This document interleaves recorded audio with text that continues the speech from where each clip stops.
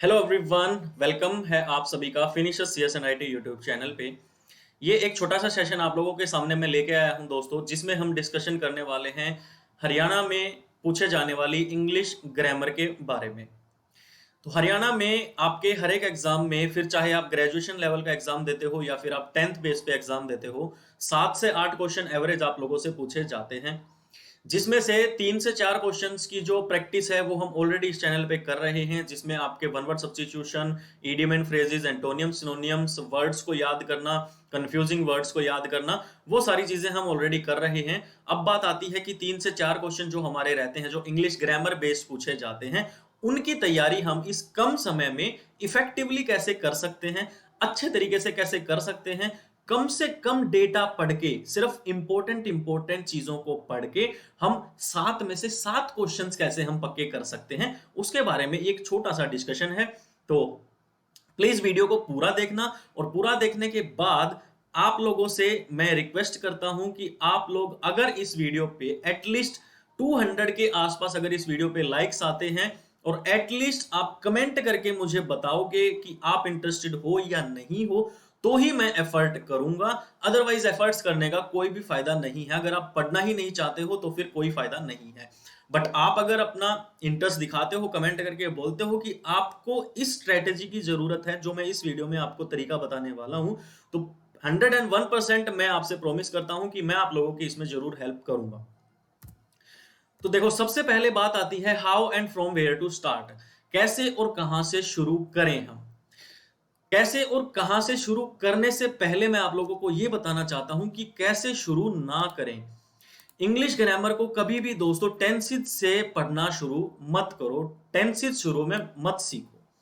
तो भाई और क्या सीखें वो भी बताऊंगा, टेंशन मत लीजिए। क्योंकि टेंसेस से क्यों नहीं पढ़ना चाहिए, ये क्वेश्चन तो आएगा दिमाग में कि सर मना क्यों कर रहे हो। देखो, टेंसेस क्या होता है, टेंसेस को सीखने के बाद आप सेंटेंसेस बेस्ड ग्रामर सीखते हो।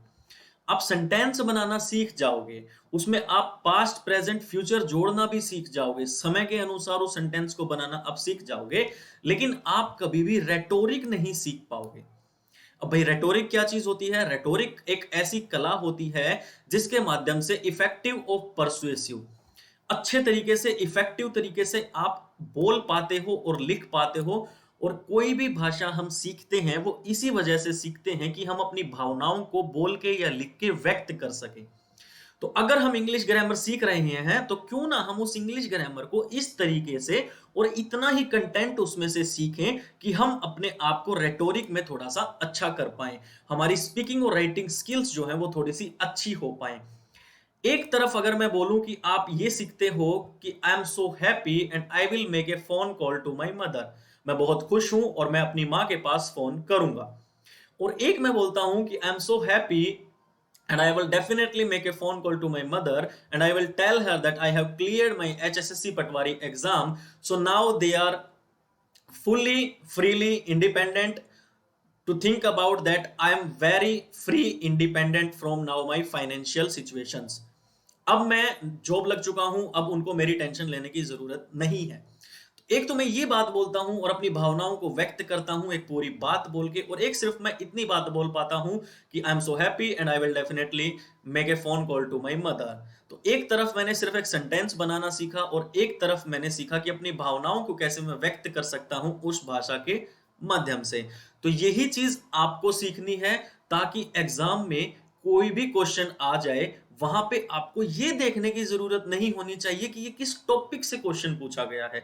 वहां पे आपका सिर्फ इतना होना चाहिए कि आप उस क्वेश्चन को पढ़ रहे हो और जैसे ही क्वेश्चन पढ़ के खत्म हुआ आपने ऑप्शन टिक कर दिया कि इसका ये आंसर है। कंपटीशन एग्जाम में हमें वहां पे 4 ऑप्शंस दिए जाते हैं दोस्तों, और उन ऑप्शंस में से एक ऑप्शन को हमें टिक करना होता है। वहां पे हमें क्लियरिटी नहीं देनी होती है कि ये आया कैसे। मैथमेटिक्स की हो सकती है, आप क्वेश्चंस को सॉल्यूशन करना सीखते हो, उनको कैसे सोल्व किया जाता है वो सीखते हो, फिर वहां पे आंसर करते हो। ऐसे ही इंग्लिश में आपको इतना सीखना है कि उस क्वेश्चन को रीड करके आंसर पे टिक कैसे किया जाए, ना कि वहां पे हमें किसी को एक्सप्लेन करना है कि ये आया कैसे। तो कैसे हम ये चीजें कर सकते हैं, उसी के बारे में आज का ये डिस्कशन है। तो अगला क्वेश्चन आता है कि फिर हमें कहां से क्या शुरुआत करनी चाहिए। तो मैं बस बोलूंगा दोस्तों, आपको मोडाल्स टॉपिक से सबसे पहले शुरुआत करनी चाहिए और आपको मोडाल्स के बारे में पढ़ना चाहिए। क्योंकि मोडाल्स क्या होते हैं, एक सेंटेंस जो होता है, सिंपल सेंटेंस जो होता है वो एक मैकेनिकल सेंटेंस होता है, लेकिन जैसे ही उस सेंटेंस में आप मोडाल्स का यूज करते हो तो उस सेंटेंस का भाव जो है, भावना जो है वो बिल्कुल ही बदल जाती है। अगर हम बात करें एक एग्जांपल की, तो मान लो आई गो टू जिम, ये एक मैकेनिकल सेंटेंस है, यानी कि एक ये सिंपल सेंटेंस है, मैं जिम जाता हूं। अगर मैं यहां पे बोलता हूं I can go to gym, मैं जिम जा सकता हूं। अगर मैं बोलता हूं I will go to gym, तो मैं जिम जाऊंगा। I should go to gym, मुझे जिम जाना चाहिए। I must go to gym, मुझे जिम जाना होगा। I have to go to gym, मुझे जिम जाना पड़ेगा। तो यहां पे कैसे हम एक छोटे से सिंपल से सेंटेंस में अगर हम मोडाल्स का यूज करते हैं तो कैसे आपके सेंटेंसेस का पूरा भाव जो है वो बदल जाता है। कैसे एक सेंटेंस एबिलिटी को दर्शाता है, कैसे फ्यूचरिटी को दर्शाता है, कैसे कंडीशन को दर्शाता है। यही चार सारी चीजें जो है वो मोडाल्स में हमें सीखने को मिलती है। लेकिन सबसे पहले मोडाल्स सीखने के बाद आपको मोडाल्स के जस्ट बाद जो चीज सीखनी चाहिए, वो सेकंड चीज जो होती है वो क्या होती है, वो होती है दोस्तों आपकी प्रेपोजिशंस।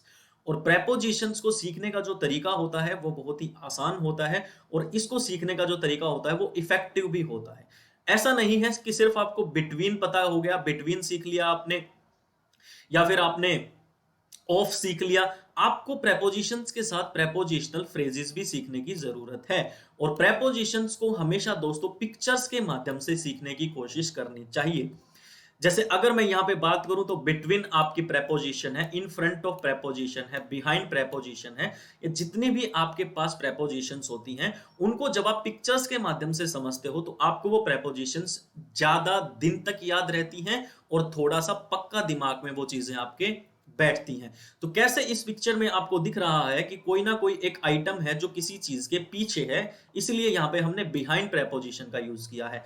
लेकिन सिर्फ हमें इतना नहीं सीखना है कि इन फ्रंट ऑफ का मतलब क्या होता है या बिहाइंड का मतलब क्या होता है, हमें प्रेपोजिशनल फ्रेजेस के साथ इन चीजों को सीखना पड़ेगा। तो सबसे पहले अगर आप मॉडल्स के साथ प्रेपोजिशन अगर दोस्तों सीख लेते हो तो आप इतना समझ लीजिए कि अगर आप कंपटीशन एग्जाम की तैयारी कर रहे हैं तो आप मोडाल्स और प्रेपोजिशन के बाद आपको वर्ब, नाउन और टेंसेस भी सीखने की जरूरत है थोड़े थोड़े।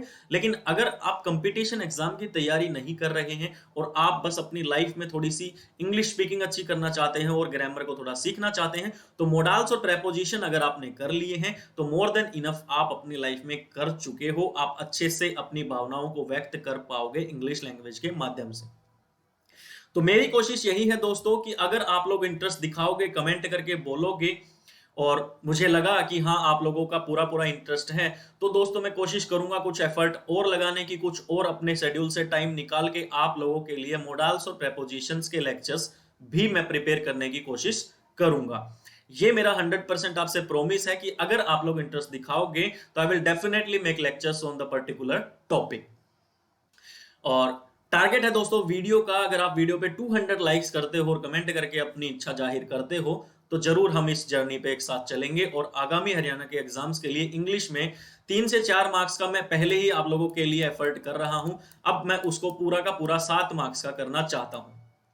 तो धन्यवाद दोस्तों, अगर ये वीडियो आपने पूरी देखी है तो प्लीज कमेंट करके अपनी राय जरूर बताना। And thank you so much, मिलते हैं नेक्स्ट लेक्चर में।